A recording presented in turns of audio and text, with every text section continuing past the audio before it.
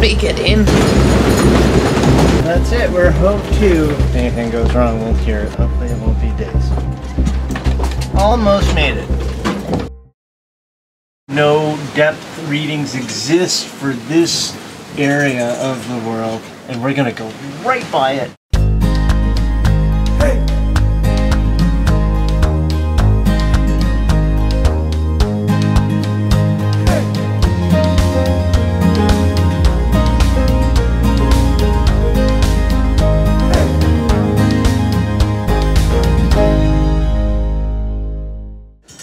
Feels good to have the wind eased off a little bit. Oh yeah. Because you could feel it as we were going along with it slowly, just decreasing.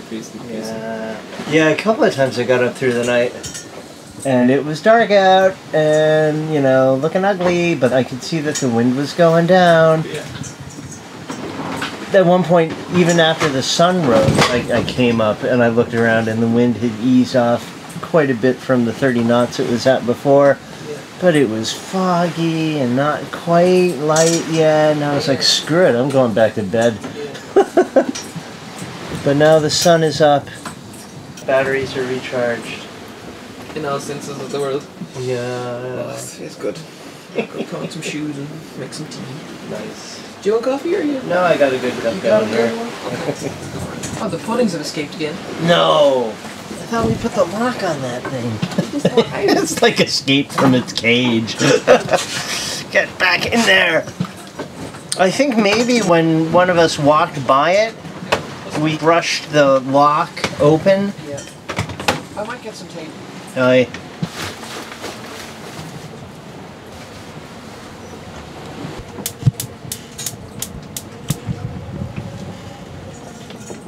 Oh, we're back to normal now. This is good. When I was on my watch, it was like just the last few bits from dinner, and I was like, do it, let's do it. And I was like, poof, poof, poof. Yeah, it was like a pinball machine.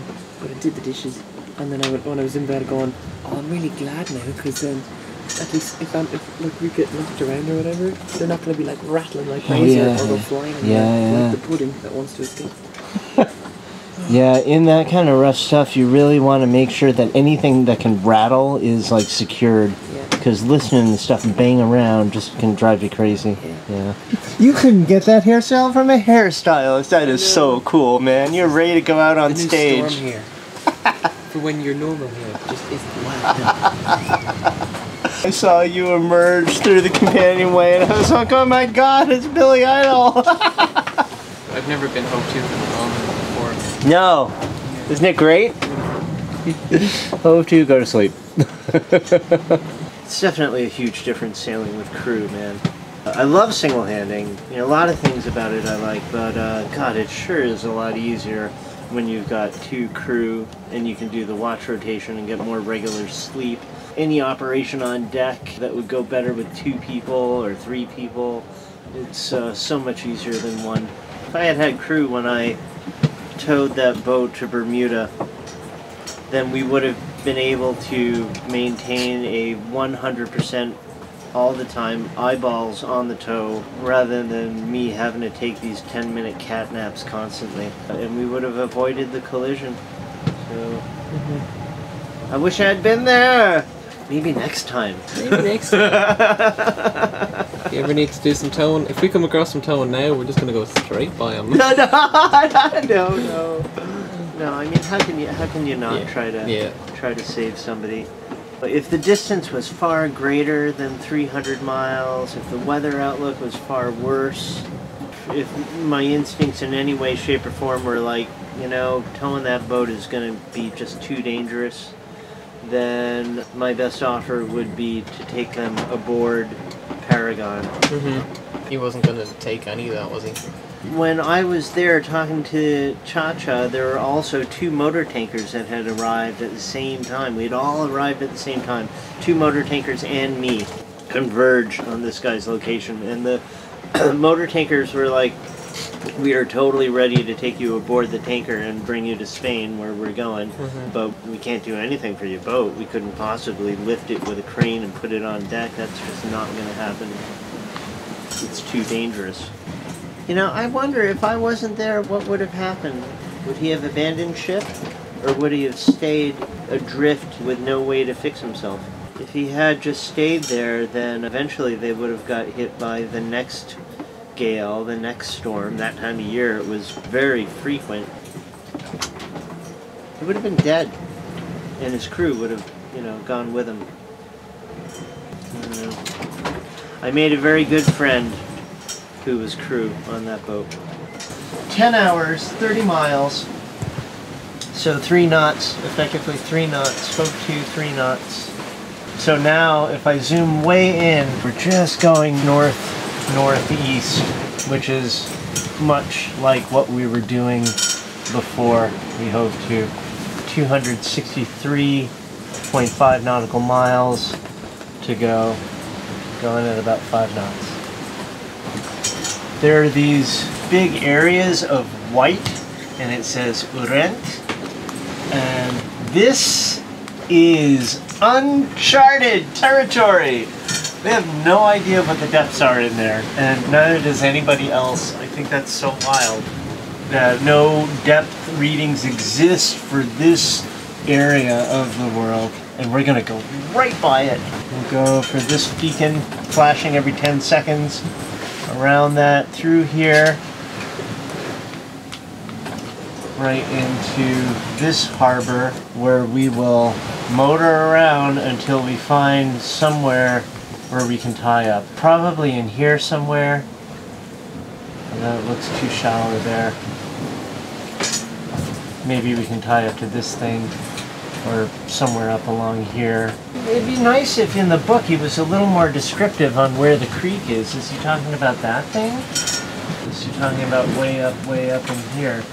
It's all like way too deep or too shallow. Take your pick.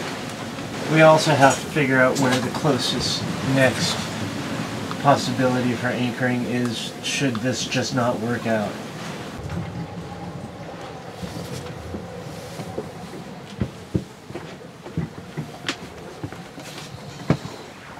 Hey Mo. Mo. Hey darling, how are you? It's a beautiful day outside. We're now back to our original course, sailing for Pamute. It's like 200 something miles away. And the sun has come out and the sky is blue and it's a beautiful day. Yeah. Our attention ladies came over their heads and paid the night's fire in the morning.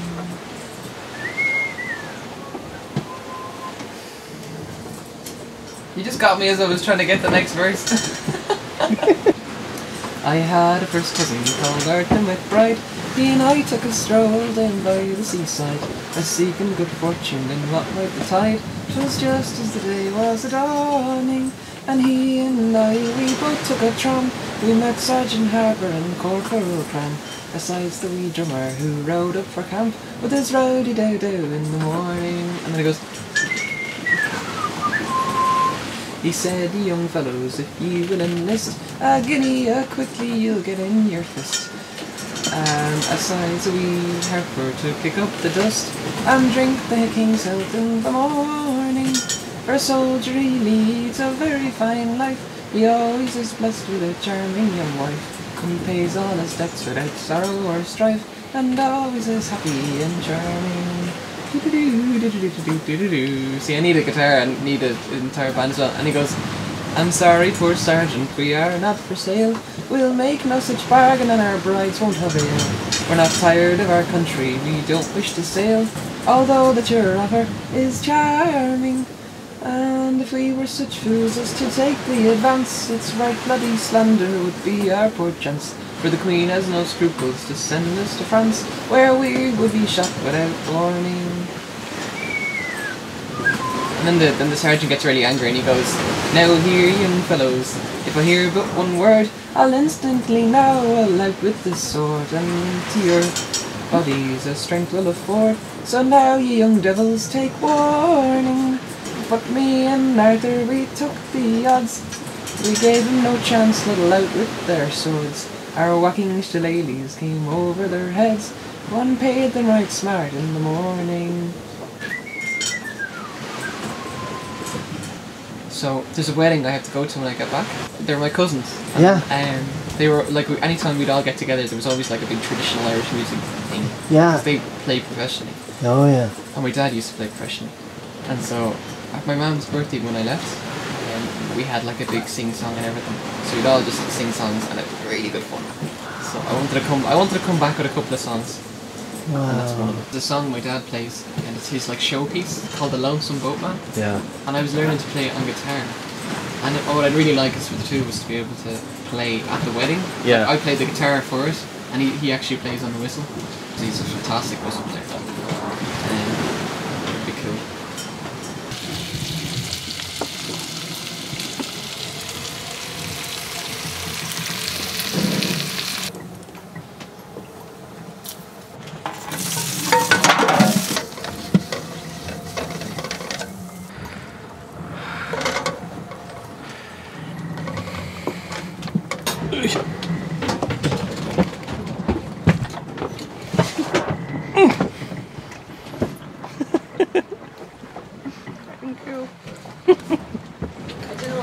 Start of it, but you know the way I was saying there was that big high pressure behind the low? Because I thought we were still in the low, or the edge of the low. But this, if the wind is shifting up, this might be the start of that high pressure, you know, the changing, if the low pressure was going this way, Yep. and then the high pressure is coming up, it might start to be the edge of it, so then it might start to be right in between the two. So if the high pressure keeps moving forward, it'll start shifting higher and higher and higher, which means we'd be on a beam reach all the way into the mute. Does it?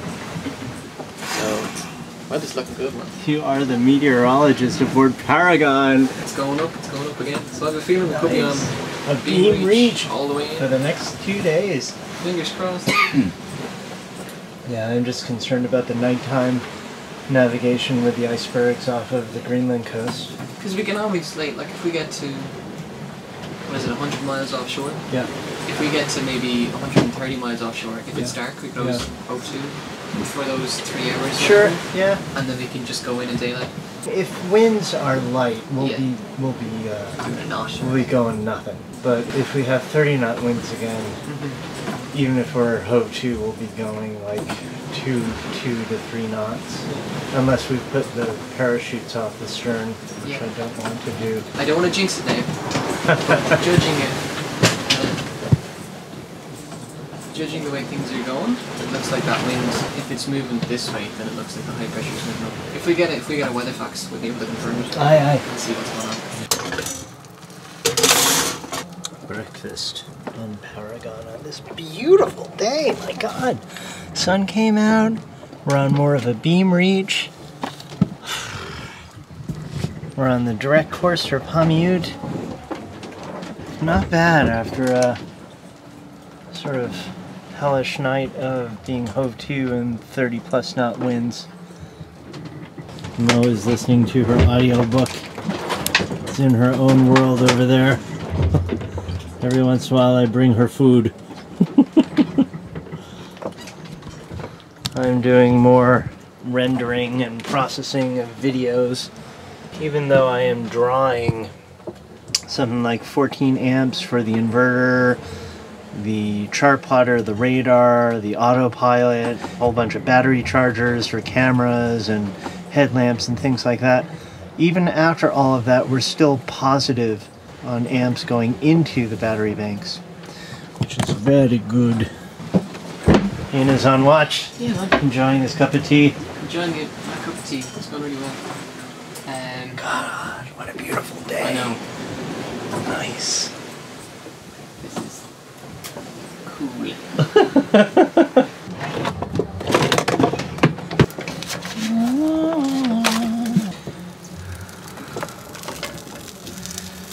Mo doesn't want egg, so I'm just gonna give her cheese and bacon.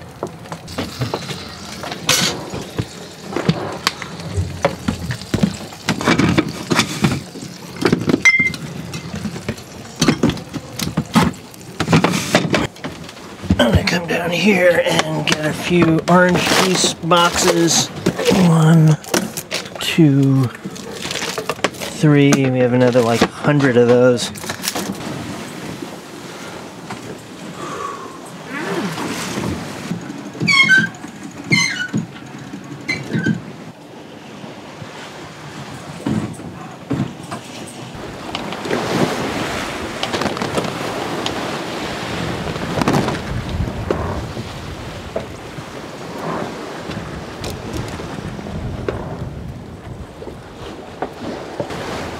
I'll undo the preventer if you want to bring it in. Okay. All right.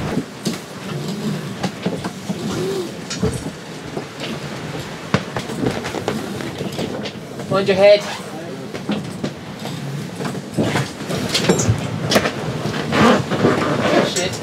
Shit.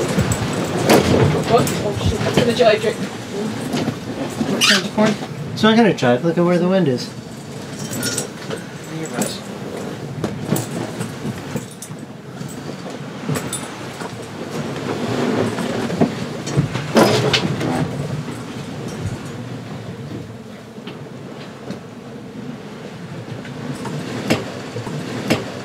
I think you could even bring it in some more. Yeah. Yeah.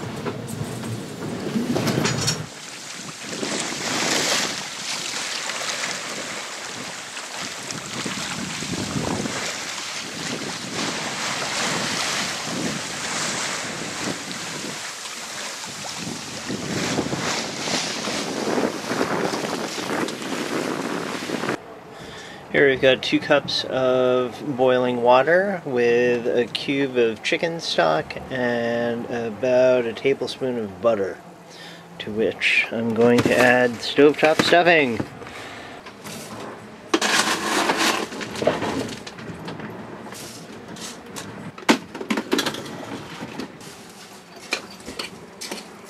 Stuffing is like instant.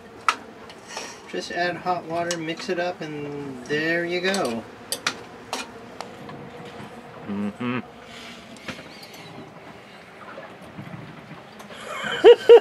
Contemplating life. Okay, we're going to be adding 3 stalks of diced celery. And now I'm going to add onion that I've just chopped up.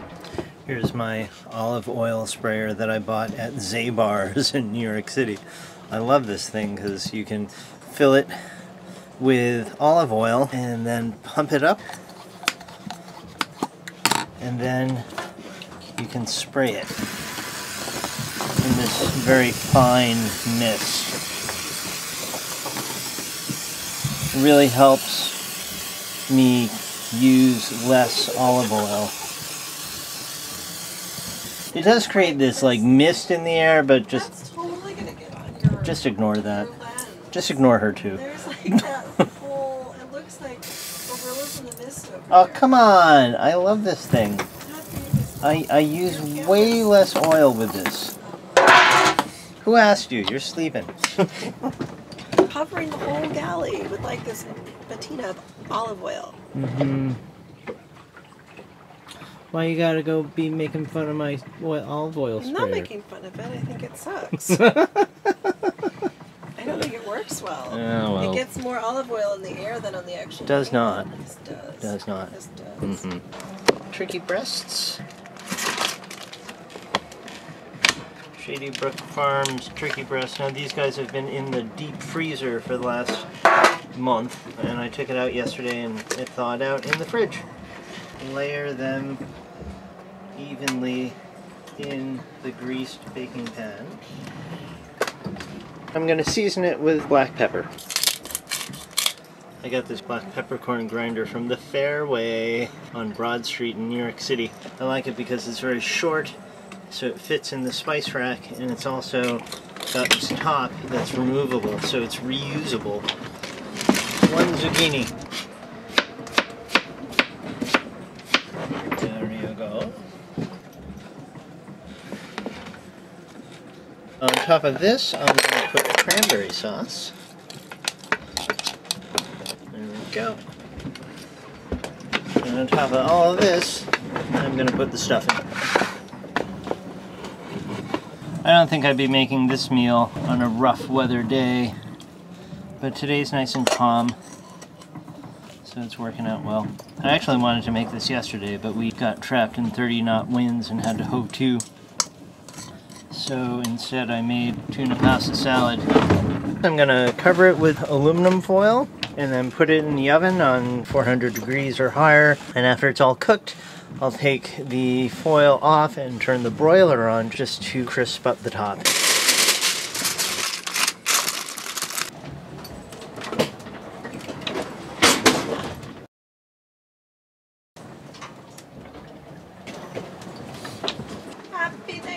Happy Thanksgiving, everybody.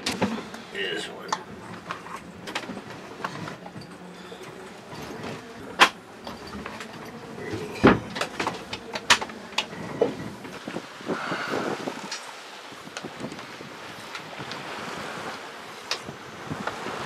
It's been a beautiful day of just sailing.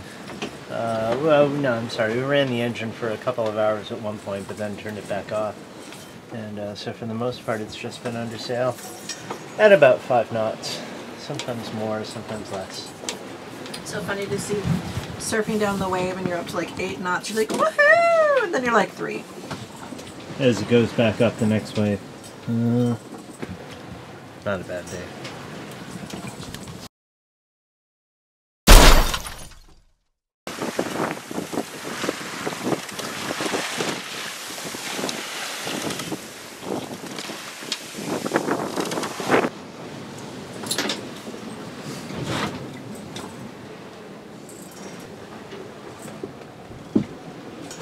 Where the vane connects to a little snap shackle, apparently whatever bolt or hardware was there before has given out and I couldn't find it on deck, but it looks like a pretty simple fix.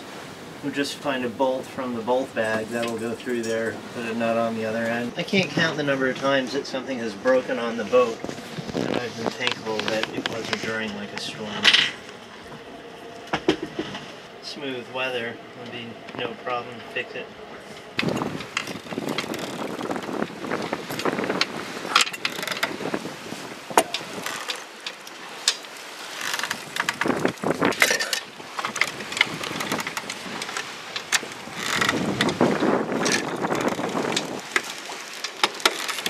Another 218 miles. Okay, so it is going to go put one reef in the main. We have 2 reefs on the main. He's going to put the first one in. Step 1 is putting the reef line on the winch. First reef sticker that I put there. That line goes all the way back to that block right there. That line goes to an eye at the aft end of the boom. Goes up to that hole and then comes back down to that block. The line goes through that block and then up to the winch that Ina is cranking on right now. The beauty of this is that you don't have to change the point of sail. You don't need to go straight into the eye of the wind. Cranking, cranking, cranking.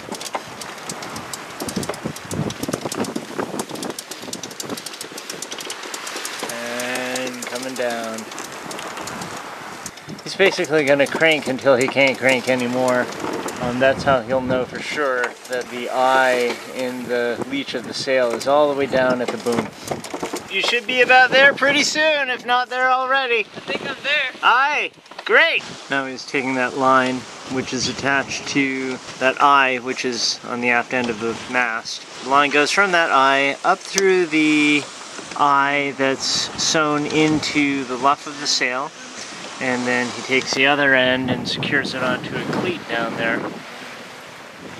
So step 1 was to undo the halyard, not letting it go completely free, keeping some tension on it, but allowing it to undo itself under some friction.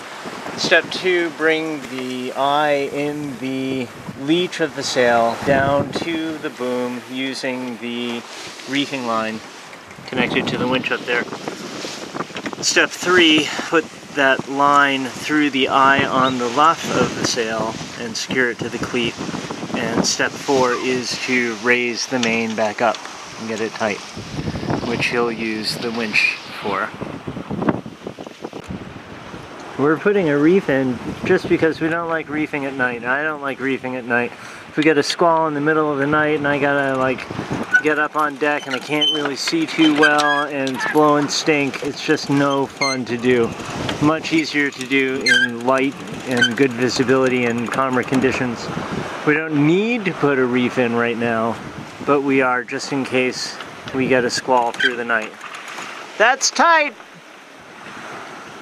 Looks tight. Wait a second. What's wrong? That's right, isn't it? Yeah, the luff's nice and tight. That's good. Go. if we do need to go to the second reef in the middle of the night, it'll be easier to do it with the first reef already in. Less time consuming.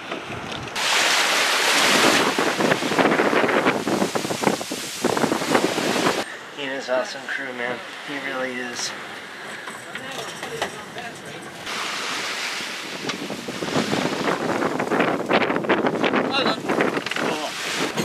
Okay! Back inside, go to bed. Alright, so you're on watch until 8, yeah? Yes. It's now 20 past 6. I will continue writing my songs.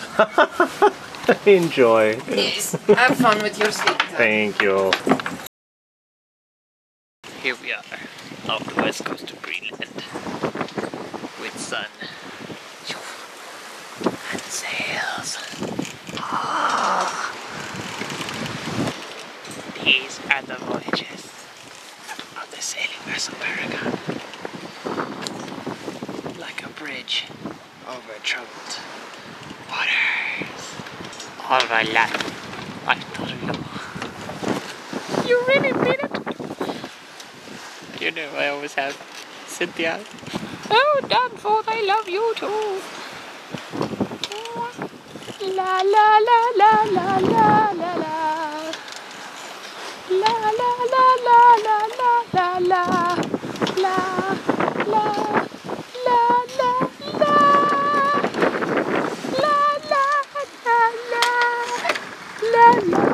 La la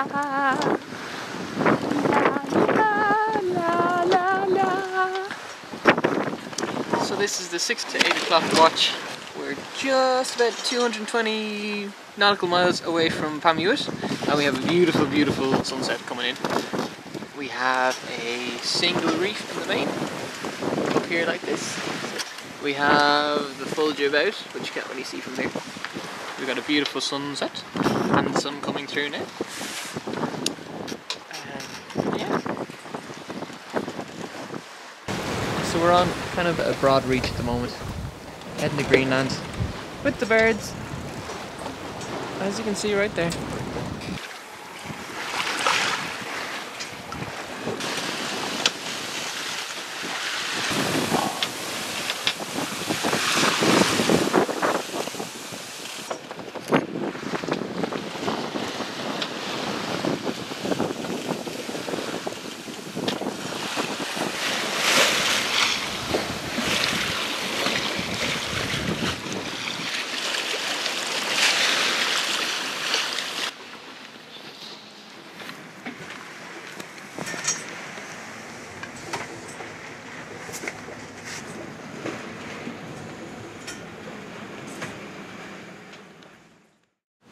I had a first cousin called Arthur McBride. He and I took a stroll down by the seaside, seeking good fortune in what might betide. 'Twas just as the day was a-dawning, and he and I, we both took a tram. We met Sergeant Harbour and Corporal Cram, besides the wee drummer who rode up for camp with his rowdy-dow-dow in the morning. He said, "Young fellows, if ye will enlist, a guinea quickly you'll get in your fist. Besides a wee harper to kick up the dust, and drink the king's health in the morning. For a soldier he leads a very fine life, he always is blessed with a charming young wife, who pays all his debts without sorrow or strife, and always is happy and charming."